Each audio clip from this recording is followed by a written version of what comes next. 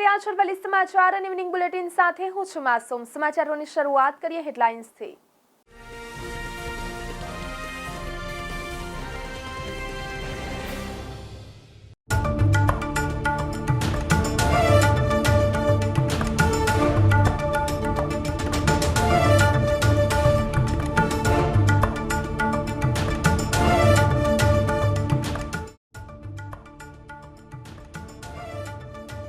એપ્રિલના અંત અને મે મહિનાની શરૂઆતમાં 40 થી 44 ડિગ્રી વચ્ચે તાપમાનની આગાહી, 2 થી 3 ડિગ્રીનો વધારો થવાની આગાહી।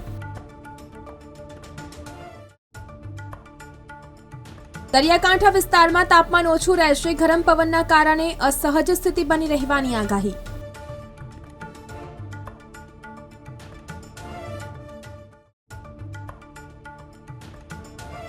રાજ્યમાં હાલ કોઈ હીટવેવની આગાહી નથી। 28 એપ્રિલથી મહત્તમ તાપમાનમાં 2 થી 3 ડિગ્રીનો વધારો થવાની આગાહી।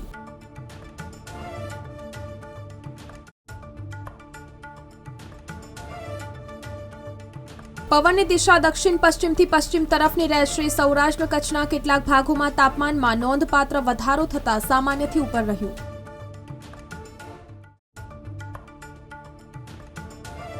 અમદાવાદ અને તેની આસપાસના વિસ્તારોમાં મહત્તમ તાપમાન 41 ડિગ્રી આસપાસ રહેવાની શક્યતા। આંબા ચીકુ જેવા પાકને લઈને ખેડૂતોની ચિંતામાં વધારો।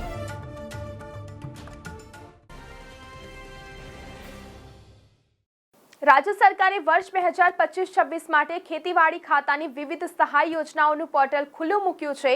આ પોર્ટલ 24 એપ્રિલથી 15 મે 2025 સુધી કાર્યરત રહેશે। ખેડૂતોએ સૌપ્રથમ પોર્ટલ પર નોંધણી કરાવવી ફરજિયાત છે। નોંધણી બાદ જ તેઓ સહાય યોજનાઓ માટે ઓનલાઈન અરજી કરી શકશે। વિશ્વવિખ્યાત મહારાજા સયાજીરાવ યુનિવર્સિટીની ફેકલ્ટી ઓફ ફાઇન આર્ટ્સમાં 2 દિવસ માટે યોજાઈ રહેલ એન્યુઅલ આર્ટ શો આકર્ષણનું કેન્દ્ર બન્યો છે। આ શોમાં પેઇન્ટિંગ, શેલ, એપ્લાઇડ સહિતના હજારો કલાના નમૂના મૂકવામાં આવે છે। આ વર્ષે પણ ખૂબ જ આકર્ષણનું કેન્દ્ર બન્યું છે। પશ્ચિમ રેલવે દ્વારા મુસાફરોની સુવિધા અને વધારાના ઘસારાને પહોંચી વળવા માટે અખાત્રીજના તહેવારને ધ્યાનમાં રાખી બાંદ્રા ટર્મિનસ અને ભાવનગર ટર્મિનસ વચ્ચેનો તેમજ સ્ટેશનો વચ્ચે ખાસ ભાડા પર ખાસ ટ્રેનો ચલાવવામાં આવશે। આ ટ્રેનમાં એસી 3 ટાયર અને એસી ચેરકાર કોચ હશે। રાજ્યમાં ચાલુ વર્ષે મગફળીનું ઉત્પાદન રેકોર્ડ બ્રેક કહી શકાય તેવા 50 લાખ ટનને પાર કરી જાય તેવો અંદાજ જાહેર કરાયો છે। જેના પરિણામે સિંગતેલના ભાવમાં દિવાળી બાદ સતત ઘટાડો નોંધાઈ રહ્યો છે અને છેલ્લા 4 વર્ષના તળિયે સિંગતેલનો ભાવ પહોંચી ગયો છે। છેલ્લા 1 વર્ષમાં મન ફાવે ત્યાં ફરો યોજનાનો સૌથી વધુ લાભ અમદાવાદ, રાજકોટ, મહેસાણા અને સુરતના મુસાફરોએ લીધો છે। જ્યારે છેલ્લા 5 વર્ષમાં 2580 મુસાફરના પાસ ઇસ્યુ કરીને નિગમે રૂપિયા 21 લાખથી વધુની આવક મેળવી છે, એમ ગુજરાત રાજ્ય વાહન વ્યવહાર નિગમ દ્વારા જણાવવામાં આવ્યું છે।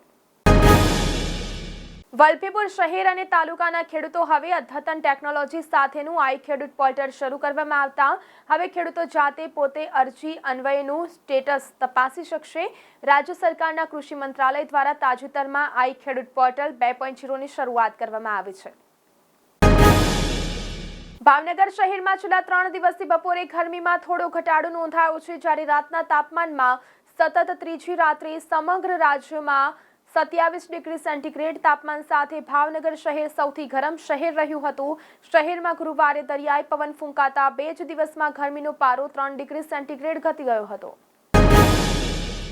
ઊંઝા વિધાનસભા વિસ્તારમાં રસ્તાઓના વિકાસ માટે મહત્વપૂર્ણ નિર્ણય લેવામાં આવ્યો છે। સરકારે અંદાજિત રૂપિયા 9 કરોડના ખર્ચે 3 નવા ડામર રોડના કામોને મંજૂરી આપી છે। આ વિકાસ કાર્યોથી તાલુકાના ગ્રામ્ય વિસ્તારના લોકોને નવા અને સારા રસ્તાઓની સુવિધા મળશે। મંજૂર થયેલા પ્રોજેક્ટ્સમાં દાસજ કામલી રોડનો સમાવેશ થાય છે। ઉનાવા માર્કેટ યાર્ડમાં તમાકુની હરાજીમાં રેકોર્ડ ભાવ નોંધાયો છે। તમાકુનો સર્વોચ્ચ ભાવ મણ દીઠ 2727 નોંધાયો હતો, જ્યારે સૌથી નીચો ભાવ 1100 રહ્યો હતો। એવરેજ ભાવ રૂપિયા 1600 થી 1700ની રેન્જમાં રહ્યો હતો। ઊંઝા નજીક આવેલા ઉનાવા માર્કેટ યાર્ડમાં 54380 બોરી તમાકુની આવક નોંધાઈ હતી।